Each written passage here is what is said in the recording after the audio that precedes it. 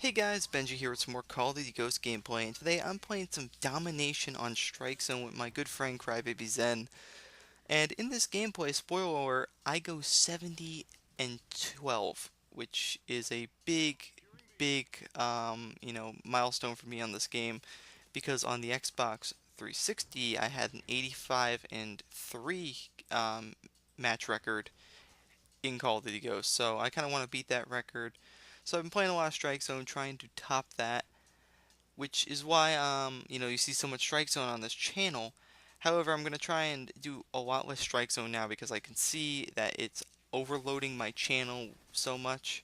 So I'm just gonna kind of take a break from Strike Zone for a while, do some other games and maps, and give you guys basically the full Call of Duty Ghosts experience. But today we're not going to be talking about gameplay. We're going to be talking about how I got started with shooter games.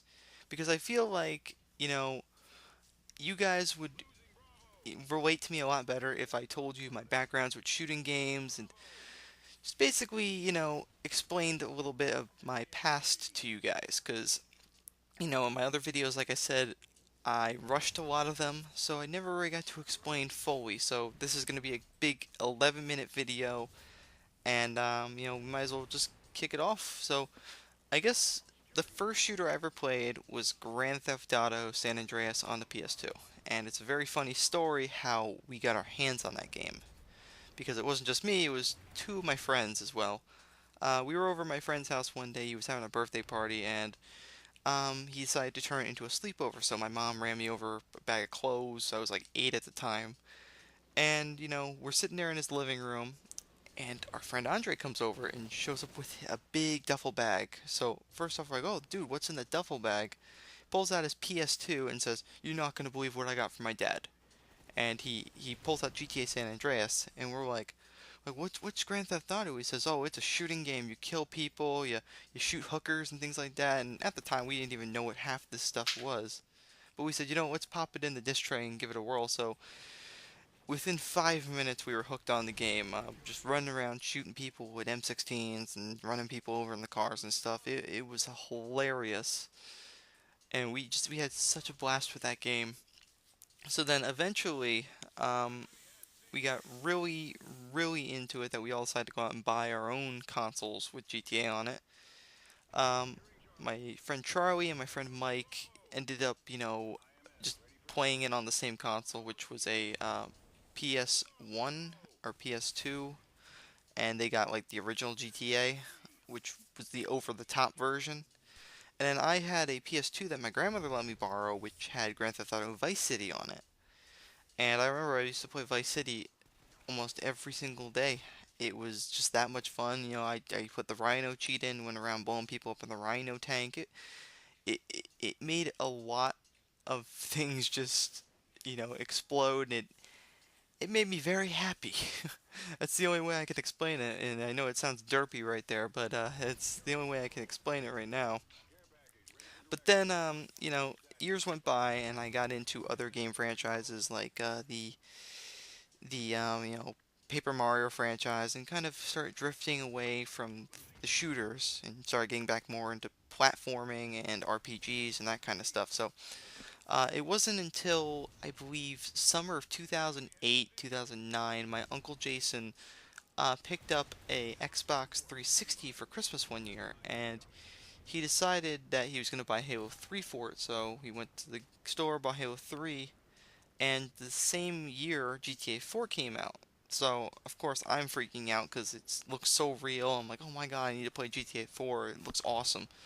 So my uncle decided he was gonna go to Disney and lend me his Xbox. So what he did was he dropped off his 360, and I remember playing GTA 4 for the whole week. Matter of fact, I had a trouble like going outside because I couldn't stay away from it. It was just so alluring to play that game, and everyone gets so aggravated with me. My mom, dad would be like, "Well, why are you playing this all day? Yeah, go outside and ride your bike or something." So I go outside, ride my bike for like 10 minutes, and come back and play GTA again. I mean, I was addicted. So then when he came back, of course, I was heartbroken because he was taking the Xbox back.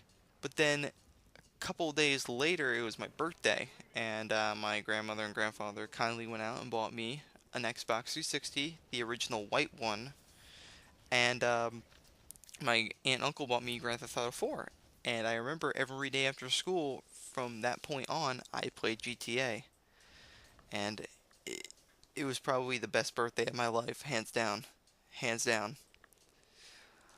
So then a little bit down the road, I kind of started branching off into the, first person shooter franchises.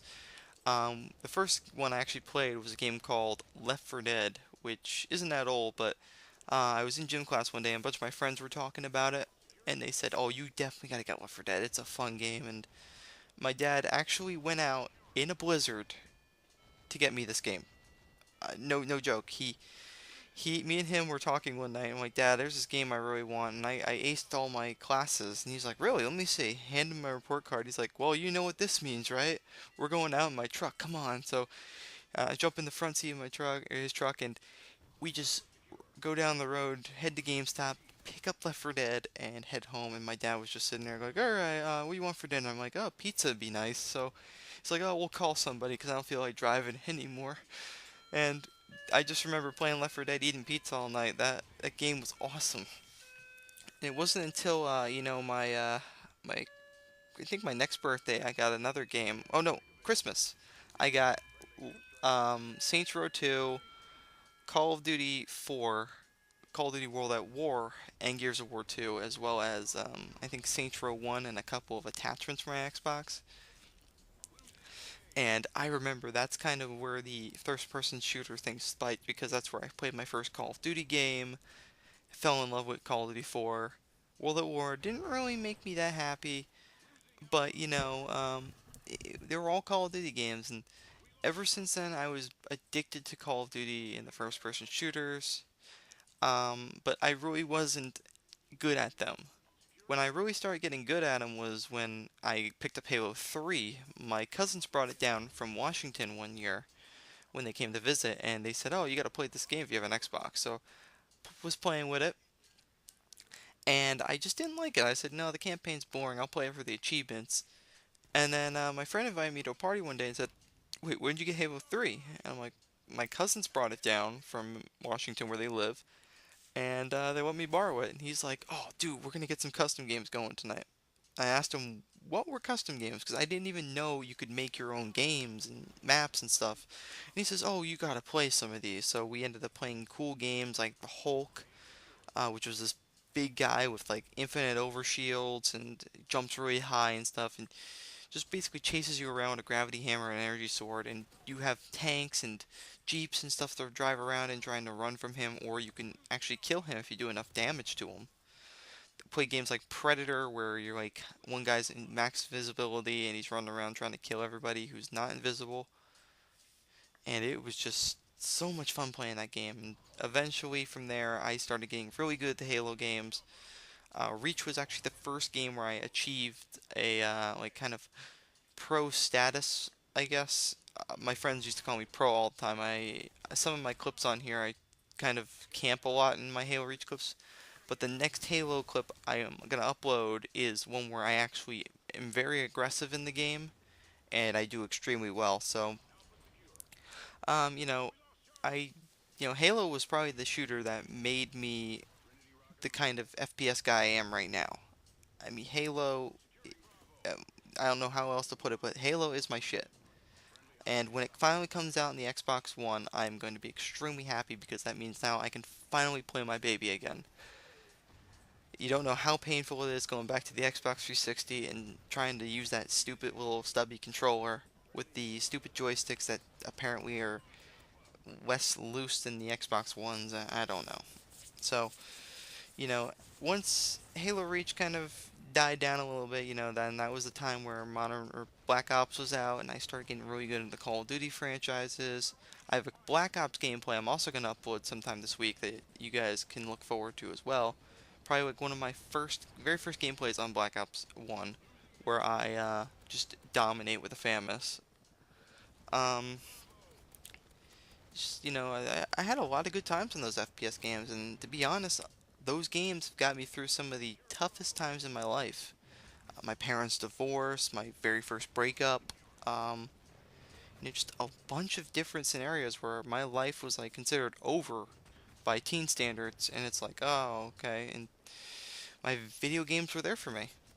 And like I mentioned in one of my other videos, video games can help you out, and that's just, I guess that's something where you could say, hey, the proof's in the pudding. I mean, if they can make you less depressed than you already are, then they're obviously good for something, right? So you're, but so that's kind of my history with the FPS games and just shooters in general. And I'm still playing shooters this very day. There's something about them that are a lot more fun than standard platformers, because I used to play nothing but Mario and RPGs like Pokemon and a bunch of those Nintendo games, and I'm kind of happy I've adapted into the shooters because it's a lot more fast-paced, a lot more interesting to watch, and it can really hold my attention longer than any Pokemon game can. At least until Omega Ruby and Sapphire come out, then that's like, oh my god, I'm gonna be playing that for a week straight. But anyway, guys, I hope you enjoyed this kind of look into my life and how I got started with all these games.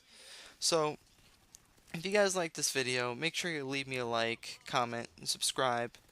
And look forward to the next video, which is going to be a Call of Duty Black Ops 1 gameplay. So, I will see you guys in my next video.